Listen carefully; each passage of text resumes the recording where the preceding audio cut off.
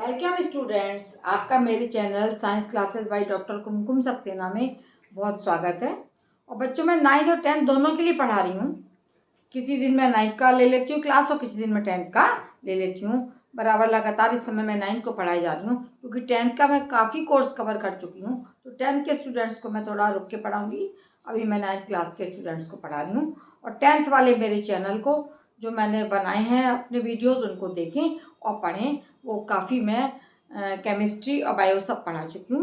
तो इस समय मैं 9th का पढ़ाने जा रही हूँ। परमाणु एवं अणु के अंतर्गत एटॉमिसिटी या परमाणुकता क्या होती है। एटम क्या है? एटम आपको बताया था कि वो अविभाज्य कण है कि जिसको कि हम जो स्वतंत्र नहीं रह सकता लेकिन रासायनिक क्रिया में भाग ले सकता है। और अणु क्या है? जो स्वतंत्र रह सकते हैं लेकिन रासायनिक क्रिया में भाग नहीं ले सकते हैं। इसी से संबंधित एक डेफिनेशन है। परमाणुकता क्या है कि यदि हम कोई अणु ले रहे हैं, अणु कैसे बनता है? अणु विभिन्न या तो सेम पदार्थ के परमाणुओं से बनेगा या विभिन्न तत्वों एक तत्व के परमाणु से बनेगा, जैसे H2 है, N2 है, Cl2 है। लेकिन कुछ अणु जो होते हैं वो कैसे बनते हैं? वो विभिन्न तत्वों के परमाणु से बनते हैं, जैसे H2 है पानी, NaCl है ना। तो ये इसमें हाइड्रोजन ऑक्सीजन दोनों है, इसमें सोडियम और क्लोरीन है।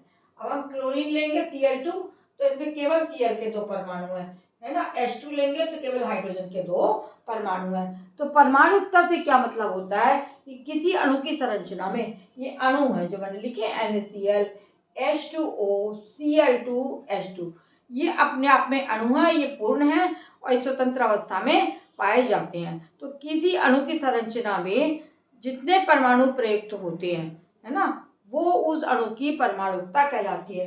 किसी परमाणुकता क्या है? किसी तत्व के अणु में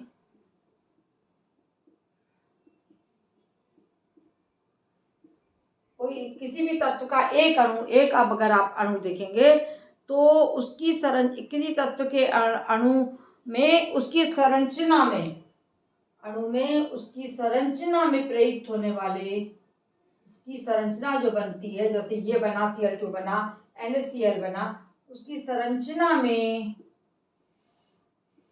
प्रयुक्त होने वाले कितने लिए जा रहे? प्रयुक्त होने वाले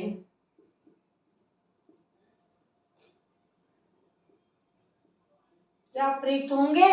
परमाणु प्रयुक्त होंगे। तो प्रयुक्त होने वाले परमाणुओं की संख्या को, परमाणुओं की संख्या को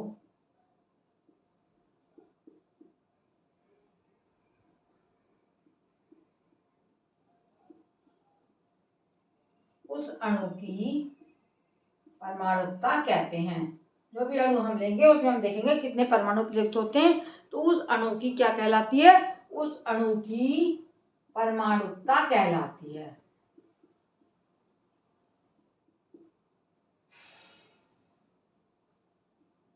कुछ तत्वों में क्या होता है? कुछ अणुओं में केवल एक ही परमाणु होता है ना। और किसी जो है वो अणु में दो परमाणु पाए जाते हैं, किसी में 3 पाए जाते हैं, किसी में 4 पाए जाते हैं और किसी अणु में बहुत सारे परमाणु पाए जाते हैं। इसके आधार पे इनका वर्गीकरण किया गया है। एक परमाणुक अणु, है ना, एक परमाणुक अणु, ये आप जैसे नाम से समझ रहे हैं कि जिसकी संरचना में, जिस अणुओं में केवल एक परमाणु पाया जाएगा वो कहलाएगा एक परमाणु अणु। उसकी संरचना में क्या होगा? केवल एक ही परमाणु पाया जाएगा, जैसे helium, neon, argon, krypton, xenon और रेडॉन, ये सब क्या है? ये सब हमारी इनर्ट गैसेज हैं और इनके परमाणुओं में केवल, इनके अणुओं में केवल एक ही परमाणु पाया जा रहा है, तो इनको हम कहेंगे एक परमाणुक अणु। इनके अणुओं में, ये अणु है अपने आप में और इनमें केवल एक ही परमाणु पाया जा रहा है। हाइड्रोजन, नाइट्रोजन, है ना, ये जो है हाइड्रोजन नाइट्रोजन में ज्यादा हैं तो उनको द्विपरमाणुक अणु कहेंगे। जैसे द्विपरमाणुक अणु क्या होंगे? द्विपरमाणुक अणु, द्विपरमाणुक अणु ये किसको कहेंगे? जब किसी अणु में एक से अधिक परमाणु पाए जाएंगे, दो परमाणु पाए जाएंगे, दो से माना दो, डबल, दो परमाणु होंगे तो उसको हम क्या कहेंगे, द्विपरमाणुक अणु।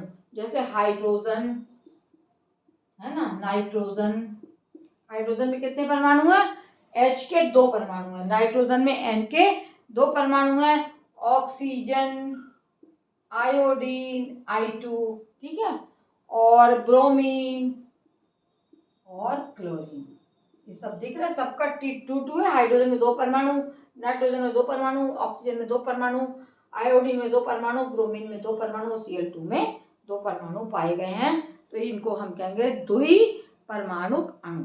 अब आता है त्रिपरमाणुक अणु, तीसरा है त्रिपरमाणुक अणु।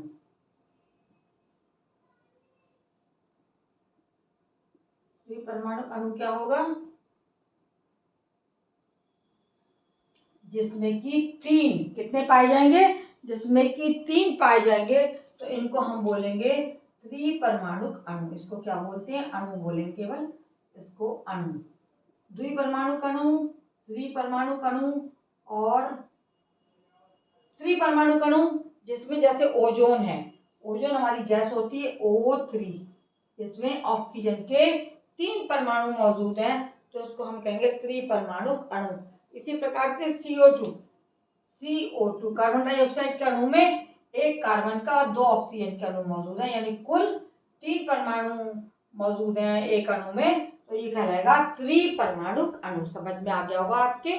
और इसी प्रकार से आपका आ जाता है NO2, नाइट्रोजन डाइऑक्साइड, जिसमें नाइट्रोजन का 1 अणु, ऑक्सीजन के 2 परमाणु हैं, तो इसको हम कहेंगे त्रिपरमाणुक अणु। आपको क्लियर हो गया होगा। अब इसके बाद में आते हैं जैसे 1, 2, 3 और इसी प्रकार से चतुर्परमाणुक अणु। चतुर्परमाणुक अणु, चतुर्परमाणुक अणु क्या होते हैं, जिस अणु में 4 परमाणु पाए जाएंगे उसको हम कहेंगे चतुर्परमाणुक अणु। इसके भी उदाहरण मौजूद हैं, जैसे P4 फास्फोरस पेंटा, फास्फोरस टेट्रा P4, फास्फोरस का जो ये अणु है उसमें 4 परमाणु फास्फोरस के P4, ठीक है। और एक आपका इसी तरीके का P4 हो गया 4, और इसी प्रकार का आपका हो गया एक उदाहरण H2O2, हाइड्रोजन डाइऑक्साइड, इसमें हाइड्रोजन के 2 परमाणु और ऑक्सीजन के 2 परमाणु मौजूद हैं। अब आता है 5वां बहुपरमाणुक अणु। बहुपरमाणुक अणु, बहुपरमाणुक अणु से क्या मतलब है कि इसमें इसके अणुओं में बहुत सारे परमाणु पाए जाते हैं, जो 4 से ज़्यादा हैं, 3 से ज़्यादा हैं और 5 से ज़्यादा हैं। जैसे CH4, 5 या 5 से ज़्यादा, CH4 माने मीथेन है ये, इसमें 4 हाइड्रोजन के और 1 कार्बन का परमाणु इसमें मौजूद है। इसी प्रकार से सल्फर का एक अणु होता है S8, तो इसमें ये कहलाएंगे बहुपरमाणुक अणु। साफ दिखाई दे रहा है, आप इसको नोट कर लीजिए।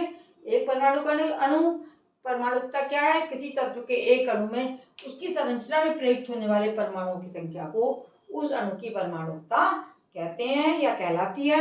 एक परमाणु अणु जिसमें केवल एक अणु में केवल एक ही, ये सारी हमारी जो है इनर्ट गैसेज हैं, helium, neon, argon, krypton, xenon, radon, इनका सूत्र यही है और इनके केवल एक ही परमाणु पाया जाता है। द्विपरमाणु जिसमें 2 परमाणु हैं एक अणु में, हाइड्रोजन H2, N2, N के 2, oxygen O2, iodine I2, bromine Br2, Cl2, chlorine.